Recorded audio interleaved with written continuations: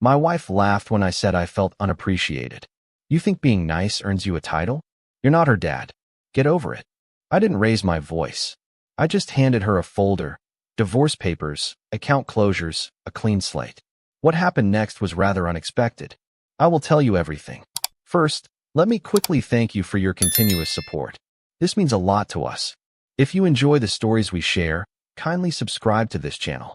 It will be great if you can leave a comment on which city you are watching from. We might just give you a shout out in our next story. Today's special shout out goes to Damian Olson from Miami. We are glad you enjoy our stories. Now let's go deeper into the story. I wasn't the kind of man who made waves. Never had been. I paid bills on time, folded laundry without being asked, made sure the car always had gas, and cleared the snow off the driveway before Melissa and Callie even had a chance to notice it had fallen. That's the thing about being dependable. You become invisible. At first, they called it love. They said they felt safe with me. I was different from the others. Melissa used to run her fingers through my hair and tell me I had a quiet strength, that I was the kind of man a woman builds a life with. I didn't mind being the background music to their chaos, not at first. I liked feeling needed, essential in that subtle way people don't quite know how to name. But over time, that quiet strength turned into silence on their end. No more thank yous. No more check-ins. Just expectation. Obligation. A role, not a man. When I married Melissa, Callie was 5. Her father was never in the picture. She called me dad before her 6th birthday, and I let the weight of that word settle deep into my bones. I drove her to dentist appointments, practiced spelling words with her at the kitchen table, and stayed up late piecing together dollhouses that came with instructions written in another language. I loved her as if she were mine, because to me, she was. Melissa would smile sometimes when she saw us together, but even that faded as the years rolled on. I don't know exactly when it changed, but one day, I stopped being someone they loved and became someone they simply expected to endure. And I did, until I couldn't anymore. I remember the exact night I first said it out loud. We were sitting in the living room, Melissa scrolling on her phone, Callie upstairs with her door shut. The TV was on, playing some crime show neither of us was really watching. I cleared my throat and said, as calmly as I could, I don't feel appreciated around here. Just like that. No accusation. No anger. Just a truth I had been carrying for far too long. Melissa didn't even look up. She let out this half laugh, sharp and dismissive, and said, You think being nice earns you a title? You're not her dad. Get over it. It was like someone had punched me in the chest and walked away before I could even catch my breath. I didn't respond. What could I say to that? She'd said it so plainly, so carelessly, like it wasn't meant to hurt, but it did. It cracked something open inside me that night. In the days that followed, I went about my routines like always. I made coffee in the mornings, picked up groceries, paid the cable bill.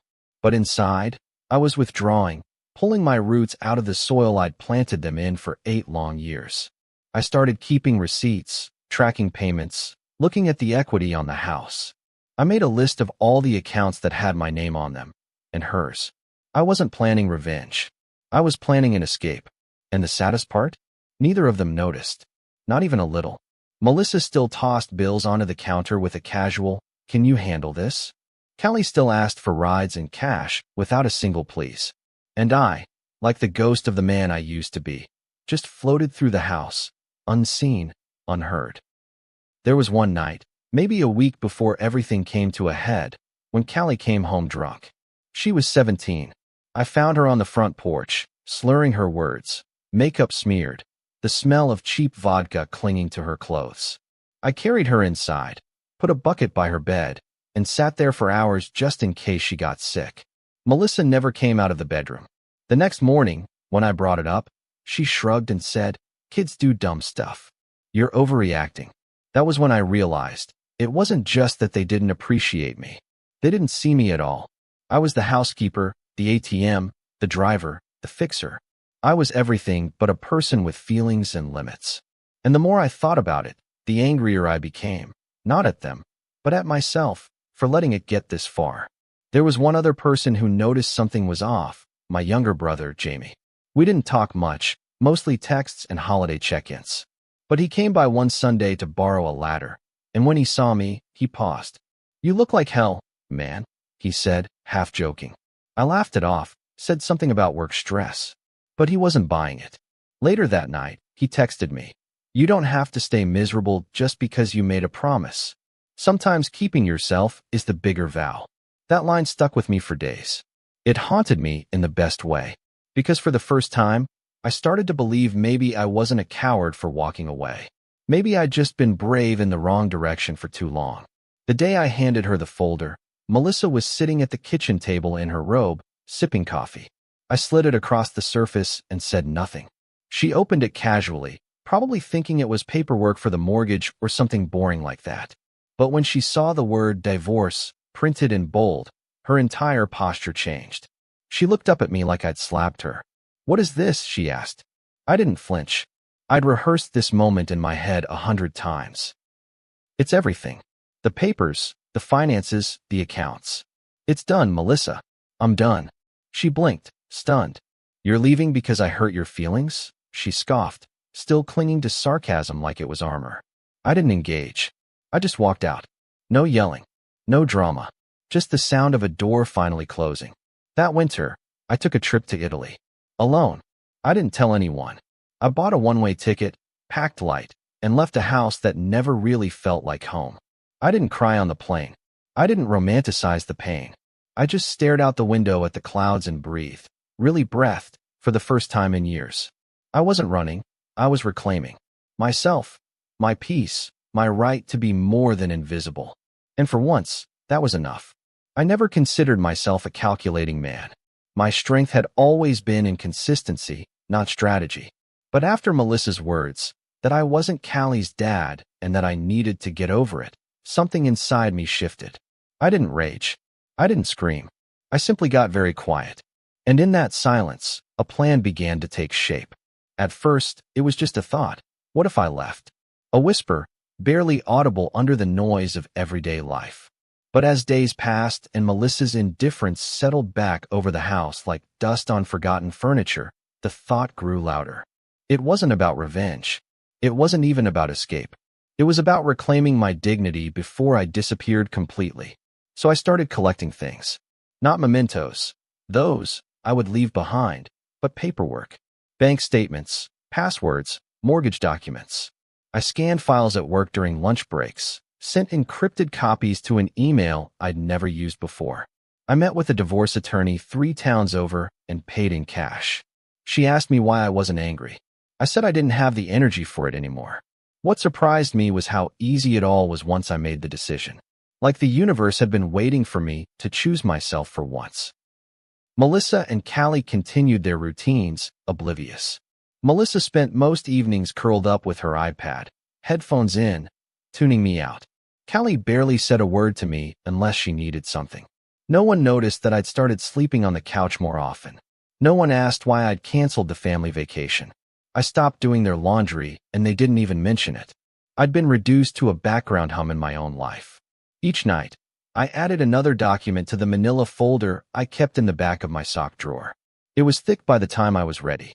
Inside it were all the severed ties, account closures, new P.O. box keys, notarized affidavits, divorce paperwork already filed. I'd even set up direct deposit to a new bank under just my name and rerouted all my personal mail. I didn't want to make a scene when I left. I didn't want drama. I wanted peace. A clean break. I planned it like a mission. Precise, quiet, final. My last step was booking a one-way ticket to Italy. I'd never traveled alone before, never done anything without considering how it would affect someone else. But this was for me.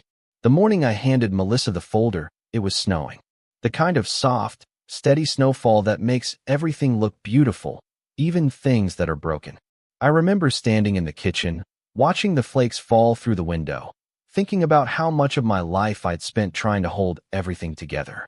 Melissa walked in wearing one of my old sweatshirts, something that used to mean intimacy, but now just felt ironic.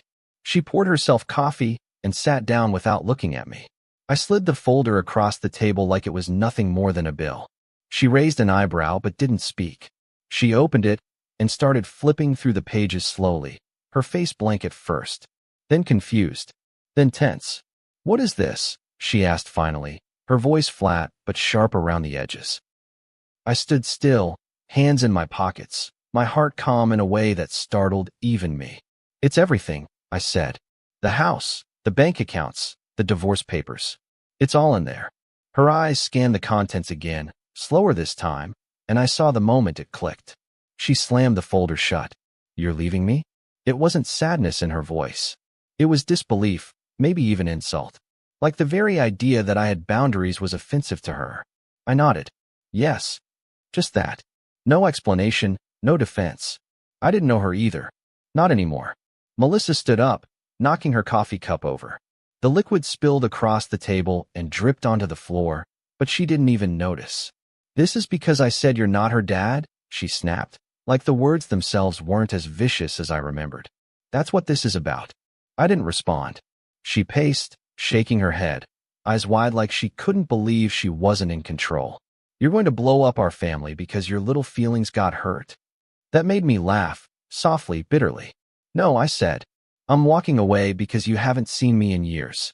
Because I've been screaming silently in this house, and you treat me like wallpaper. Because I raised a child who treats me like a ghost, and a woman who thinks love means endurance." She looked stunned, not by what I said, but by the fact that I'd finally said it. She tried to throw the guilt card next. "You're just going to abandon Callie? After everything you've done for her?" I met her gaze and said something I had never dared to say out loud until that moment. "I didn't abandon her. You two pushed me out long before I walked away. You made it clear I was never really part of this family. You just liked what I could do for you." That one hit. She flinched. I could see it in her eyes, the crack in the armor. But I didn't push further. There was nothing left to prove.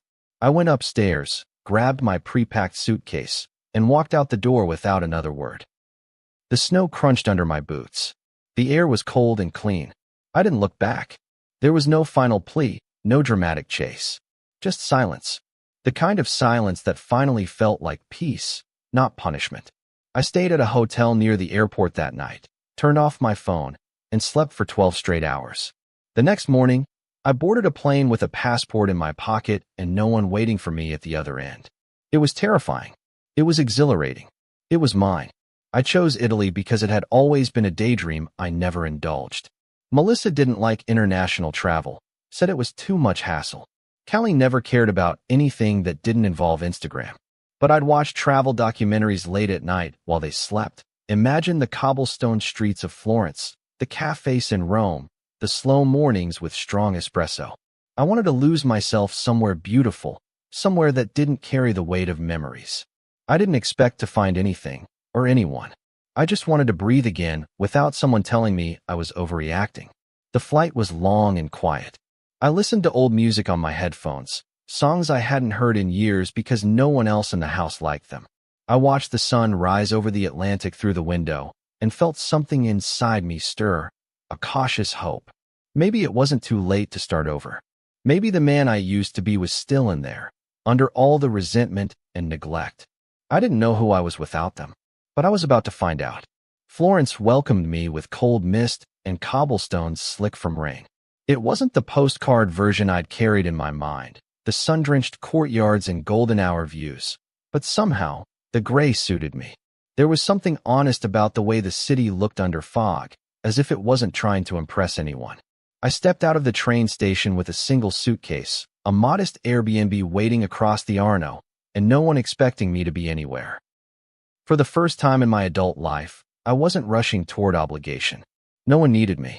And though that realization held a sharp edge, it also brought an unfamiliar lightness. I wandered through narrow alleys, the kind that twisted like thoughts, and let myself get lost without panic. That morning, I ate a croissant at a corner cafe and didn't check my phone once. No text about a grocery run. No teenage demands for gas money. No guilt-tripped reminders to be more emotionally available. Just silence. Delicious, undemanding silence. It was on my second day, in a small train station just outside the city center, that I met her. Sophia. I hadn't planned to speak to anyone. I wasn't there to flirt or meet people. I barely remembered how to make small talk, let alone strike up a conversation with a stranger. But there she was, standing by the ticket kiosk, swearing softly in Italian under her breath, clearly frustrated. I offered a sheepish smile, and in broken Italian, asked if she needed help. To my surprise, she switched to English with ease and laughed. "I hate these machines," she said. "They hate me more." She was older than I'd expected, maybe in her late 30s like me, but there was something youthful in the way she moved, like life hadn't yet worn her down. We ended up riding the same train, and I took the seat beside her. What started as a casual chat turned into a 2-hour conversation about books, food, and how frustrating it is to always be the responsible one in a family that takes you for granted. When she said that, I blinked. It was like hearing my own story from a different voice. There was something about Sophia that unnerved me in the gentlest way. She didn't just ask questions to fill space. She actually listened. When I told her about how I used to make Callie's favorite breakfast every Saturday morning and how she hadn't even said thank you in over a year, she didn't say kids will be kids. She looked at me with genuine empathy and said, "That must have hurt." 3 simple words. That must have hurt. It nearly undid me. Melissa had spent years dodging my feelings, brushing them off like lint. Sophia met mine head-on, without flinching. We talked until the train stopped, and then, as naturally as anything, we ended up walking the next stretch together. No agenda, no pretense. She showed me a little bakery tucked into the corner of a square I never would have found on my own.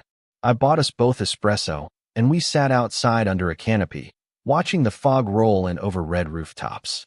I hadn't felt that kind of ease with anyone in years. Maybe ever. Over the next week, we kept running into each other. Or maybe we made it happen without admitting it. Florence is a small city when you want it to be. We never called it a date, never crossed a line, but every shared walk and every late-night conversation chipped away at the walls I didn't even know I'd built around myself. One evening, we sat by the river and watched the streetlights flicker on one by one. She asked me why I'd come to Italy alone. I hesitated. Then I told her everything. Not just the divorce, but the erosion. How it felt to be invisible in your own home. How I'd become the kind of man who stopped asking for things because the silence that followed was louder than any answer. I told her about the folder, the snow, the quiet departure. I thought maybe she'd pity me, but she didn't. She just nodded and said, "I'm glad you left." And I believed her. What struck me most about Sophia wasn't just her kindness, it was her clarity. She didn't try to fix me or say all the right things. She just let me exist in whatever state I was in. One afternoon, I told her about a moment that had haunted me for months. A time when Callie had shouted at me during a fight, "You're not even my real dad." It wasn't the first time she'd used that line, but it was the first time it had felt like a weapon. I remember standing there, stunned, while Melissa did nothing. No correction, no defense, just silence. I didn't sleep for 3 nights after that. When I told Sophia, she reached across the table and took my hand, just for a moment. "You gave her everything," she said. "And sometimes people don't know how to handle that kind of love. They don't know what it costs." I felt something loosen in my chest that day. Like maybe I wasn't weak for being hurt. Maybe I was just human. I want to be clear, Sophia wasn't a rebound. She wasn't a fantasy or some manic pixie dream woman who swooped in to rescue me. She was real, grounded, sharp. She challenged me, called me out when I minimized my own feelings, told me I said, "It's fine," too often when it clearly wasn't. She reminded me of who I used to be before I learned to survive by shrinking. And slowly, I started to feel like myself again. Not the man Melissa wanted. Not the stepfather who overcompensated. Just me. And that was enough. I hadn't felt like enough in so long I'd forgotten what it felt like. One evening, as we sat in a crowded trattoria with the hum of soft music and the clink of wine glasses all around us, Sophia looked at me and said, "You know you didn't fail, right?" I didn't answer right away. I was too busy holding back tears. Because part of me had always believed I did. That walking away meant I'd given up. That choosing myself was selfish. But in her voice, I heard something different. Not pity, not consolation, just truth. "You didn't fail," she repeated. "You survived." That night, as I walked home alone through streets still wet from the evening rain, I thought about how long I had waited for someone to see me, not for what I could provide, but for who I was. And now, here I was, halfway across the world, being seen by a stranger who somehow understood me better than the people I had given my life to. I didn't know what would happen next. I didn't need to. For the first time in years, I wasn't trying to control the story. I was just living it. And that felt like a miracle in itself. It started with a missed call. I was sitting at a cafe near Piazza della Signoria, watching tourists take photos of statues they didn't recognize, and sipping my second espresso when my phone buzzed. The screen lit up with Melissa's name. For a moment, my chest tightened out of habit, the kind of reflex you don't notice until it's gone. I stared at it until it stopped ringing. A minute later, it buzzed again. Voicemail. Then another missed call, this time from Callie. I didn't pick up. I couldn't. My hand shook a little as I turned the phone face down and forced myself to keep breathing. It had been weeks since I left. Weeks of no contact. Weeks of rediscovering silence. Not as punishment, but as peace. And now, just like that, they were reaching back into my life as if I still lived in it. I didn't check the voicemail right away. I wandered instead. Down cobblestone alleys that smelled of fresh bread and motor oil. Past old men smoking cigarettes under stone arches. My thoughts chased themselves in circles. Why now? What changed? I'd been so careful not to leave any gaps. No breadcrumbs. No false hope. I hadn't disappeared. I'd simply exited. Clean. Final. Or so I thought. When I finally pressed play on the voicemail, Melissa's voice poured through the speaker, tentative, tired, and without the edge I was so used to. I didn't think you'd really go, she said, her voice cracking halfway through the sentence. I thought you just needed space. But everything's different now. Callie's barely speaking to me. The house feels empty, cold. We didn't know how much you held it all together. There was a long pause, and then quieter. I'm sorry. I mean it. It was strange, hearing her like that. Not sharp, not dismissive, just raw. The way she should have been years ago. For a fleeting second, I felt something stir in me that I didn't want to name. Not hope, not longing, just the weight of shared history pressing against my ribs. I deleted the voicemail without responding. Then came the text from Callie. Mom's freaking out. Everything's messed up. Can we talk? Short. No punctuation. Like always.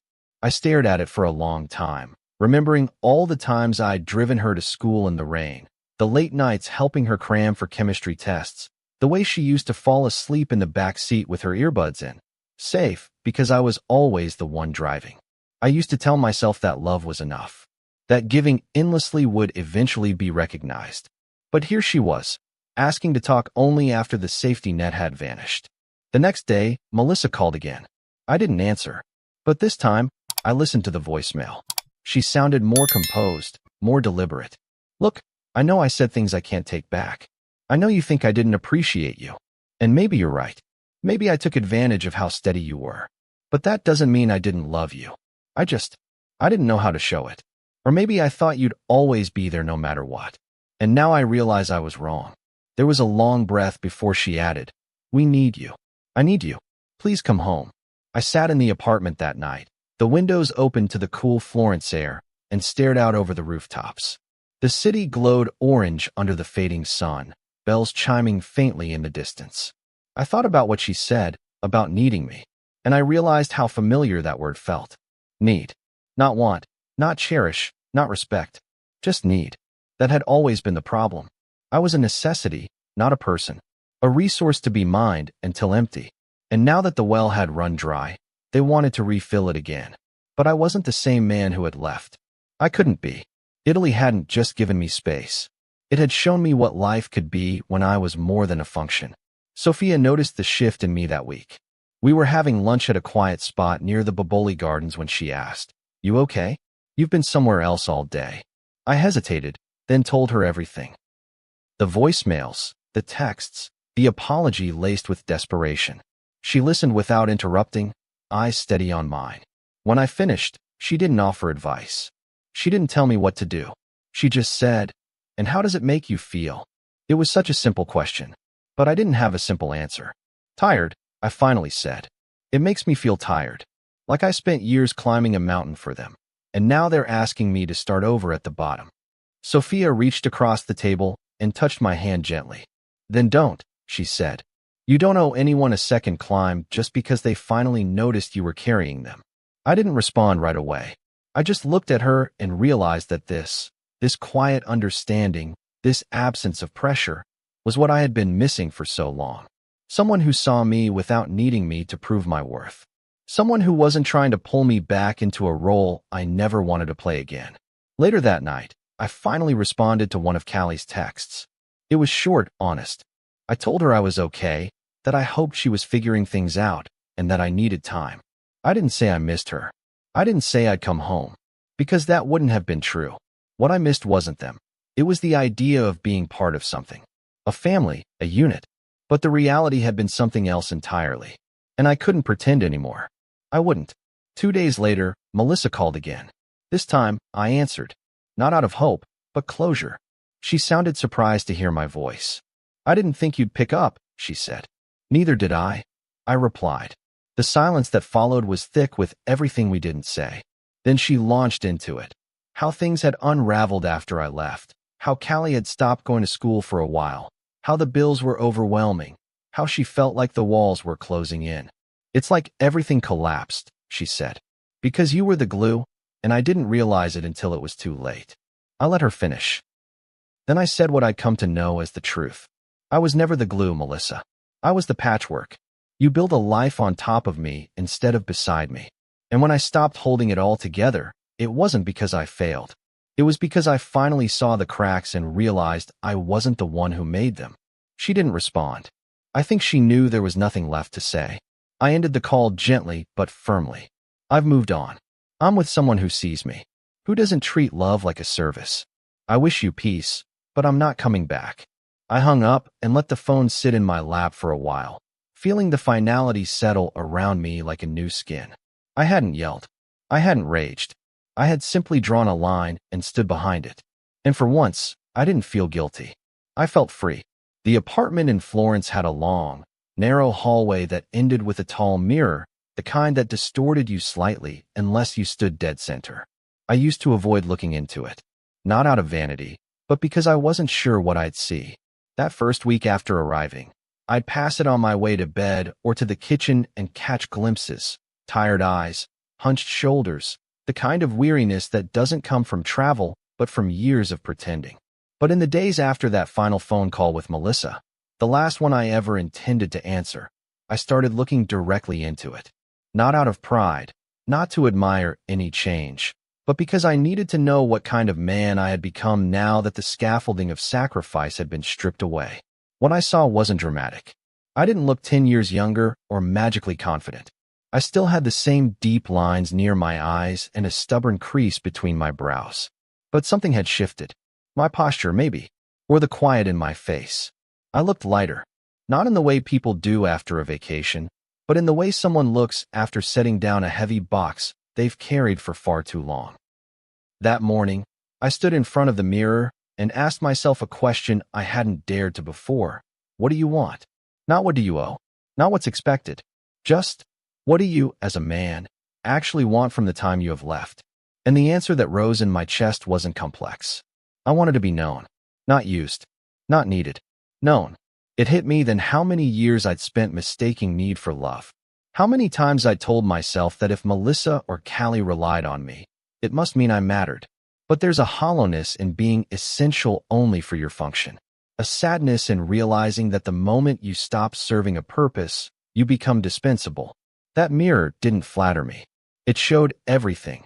The wear of emotional labor, the pain I'd tried to hide, the small regrets etched into every tired line. But it also showed resilience. I hadn't collapsed. I hadn't begged to be taken back. I hadn't tried to undo my freedom once I finally found it. And that, standing alone in a city where no one knew my name, was a quiet kind of victory. Jamie, my younger brother, called me that same afternoon. He'd finally noticed my absence after seeing Melissa's cryptic Facebook posts, something about rebuilding from ruins and learning to forgive. Classic passive-aggressive poetry. Jamie's voice was warm, curious, but cautious. So you really did it, huh? He asked. Just walked out and flew off to Italy? I laughed, leaning back in the little chair by my apartment window, watching laundry flutter between stone buildings. Yeah, I said. I really did. There was a long pause. I'm proud of you, man, he said. I always thought you were too nice for your own good. Like, you loved being the guy everyone counted on. But it was killing you. I didn't deny it. Jamie wasn't wrong. I had spent so long trying to be stable for everyone else that I didn't notice I was crumbling underneath. I kept thinking, I told him, that if I just stayed steady, if I kept showing up, eventually someone would see me. But all it did was teach them I could carry more. Jamie didn't try to sugarcoat it. Well, you taught them how to treat you. But now you're unteaching them. That's not failure. That's a reset. That stuck with me. A reset. Not abandonment. Not selfishness. Just a recalibration of where I was willing to pour my energy. That night, Sophia and I went to a small concert at a tucked-away venue she loved. A few local musicians playing acoustic sets under soft lights and warm air. She wore a green sweater that matched the color of the wine we sipped, and when she laughed, it echoed through the stone-walled room like something sacred. At one point, during a quiet guitar piece, she leaned over and said, "You seem different tonight." I smiled and asked, "Better or worse?" She shook her head, touched my arm. "Just more yourself. Like you're not holding your breath anymore." I didn't respond, but my chest swelled. Because she was right. I wasn't holding anything in anymore. Not pain, not guilt, not the constant fear that loving someone meant disappearing beneath them. Later, walking back along the river, I told her about the mirror. About the question I'd asked myself. She listened, as always, without trying to rush the silence. When I said I'd realized I wanted to be known, she stopped walking, turned to face me. "You deserve that," she said. "You always did. They just weren't capable of seeing you that way. That's not on you." I felt something rise in me again, a mix of grief and gratitude. Grief for the years I'd wasted trying to earn love through endurance. Gratitude that I'd finally found someone who saw the difference. We didn't talk about the future that night. Not in concrete terms. But something passed between us in the way our fingers intertwined as we kept walking. An understanding. I wasn't trying to replace what I'd lost. I was trying to reclaim what I had forgotten. That love isn't about sacrifice at the expense of self. It's about recognition. And for the first time in years, I wasn't afraid of being seen. Back at the apartment, I passed the mirror again. This time, I paused not to inspect but to acknowledge.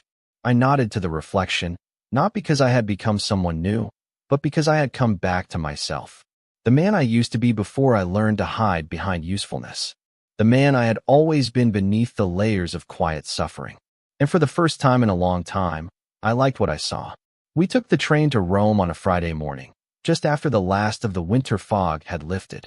I remember the sun slicing through the windows of the carriage, streaking across Sophia's face as she dozed lightly against the seat. It was the kind of peace that only comes after a storm, the kind that feels almost too quiet, like you're afraid to move in case it's only temporary. I watched the landscape blur by in earthy tones, olive groves and crumbling stone walls, and I felt something uncoil in me. For the first time in my adult life, I was going somewhere without a plan, without a deadline, without a version of myself that needed to perform. There was no family waiting on the other side, no list of errands, no unspoken agreement that I'd put everyone else before myself. There was just the rhythm of the train, the woman beside me, and the sense that I was finally moving in the right direction. Rome was louder than Florence, messier too, with its bursts of traffic and impatient crosswalks and the occasional shout echoing through an alley. But I loved it immediately. It didn't apologize for itself. The city was old and worn and unafraid to show its cracks, much like I had become. We stayed in a small apartment above a bakery near Campo de' Fiori. The windows rattled when trucks passed. The water pressure was unreliable, but it felt alive in a way that my old life hadn't in years. That first night, Sophia made us pasta while I opened a bottle of wine. We didn't toast to anything. We just ate, talked, and let the hours unfold. At one point she looked up from her plate and said, "You're smiling without thinking about it now." I hadn't noticed. That's how healing works sometimes. It creeps in quietly, without asking for recognition, until someone else points it out. Over the next few days, we wandered the city with no agenda. We saw the Vatican, but only from the outside. We skipped the tour groups and the selfie sticks, and instead found small parks and overlooked courtyards where we could sit and watch the world pass by. There was a fountain near the Trastevere district where we stayed for nearly 2 hours, sharing roasted chestnuts and stories about our worst dates. It wasn't romantic in the way movies portray it. There were no dramatic kisses or declarations, but it was something sturdier than that. It was mutual presence. She didn't need me to be her savior. I didn't need her to fill a hole. We were just two people who had survived their own separate heartbreaks and ended up, somehow, side by side in a foreign city, choosing to see each other clearly. On our third day, I woke early and took a walk alone. The streets were still wet from an overnight drizzle, and the air had that clean, metallic scent cities get before they wake up. I wandered until I found a small chapel tucked between two apartment buildings. It wasn't on any map. No tourists. Just a few wooden pews and a flickering candle in the front corner. I sat down and stared at the stained glass, the colors muted by the overcast sky, and thought about everything that had led me here. Melissa, Callie, the years I'd spent giving and giving, trying to earn permanence in a life that only saw me as temporary. I thought about the folder and the snow, and how numb I'd been when I walked out that door. And then I thought about Sophia, her voice, her eyes, the way she never asked me to be anything but real. And I realized, sitting there in that quiet chapel, that I didn't regret any of it. Not the marriage, not the years lost, not even the pain. Because every scar had led me here, to this place, to this peace. I returned to the apartment and found Sophia reading near the window, her legs tucked under her like a cat. She looked up when I entered, eyes soft. "You okay?" she asked. I nodded, sat beside her, and took her hand. "I'm more than okay," I said. And I meant it. Because that morning, for the first time in as long as I could remember, I didn't feel like a supporting character in my own story.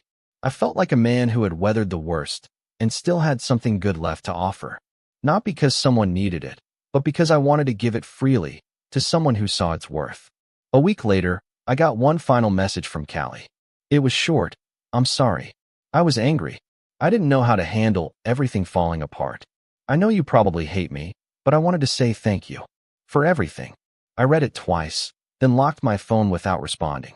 Not out of cruelty, but because sometimes closure doesn't come with a reply. Sometimes it's in the silence. The choice not to re-enter the place where you were once invisible. I hoped she would be okay. I really did. I hoped she'd grow into someone who didn't take love for granted. But I also knew it wasn't my job anymore to save her. I had done enough. And now, I had someone else to show up for myself.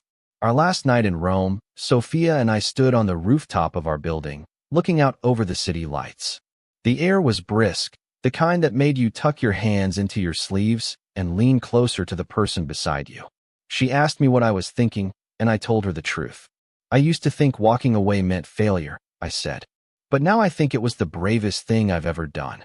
She smiled and rested her head against my shoulder.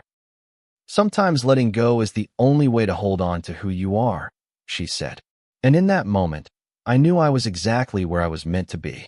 If you've ever felt taken for granted, if you've given your all and still been treated like you were optional, this story is your reminder that choosing yourself isn't selfish, it's necessary. Sometimes the quietest departures are the loudest acts of self-worth. Let me know in the comments. Have you ever walked away from a place where you were no longer seen? Share your story. And if this chapter spoke to you, like and subscribe for more real, raw stories of people who finally stood up and said, "Enough." See you soon in the next story.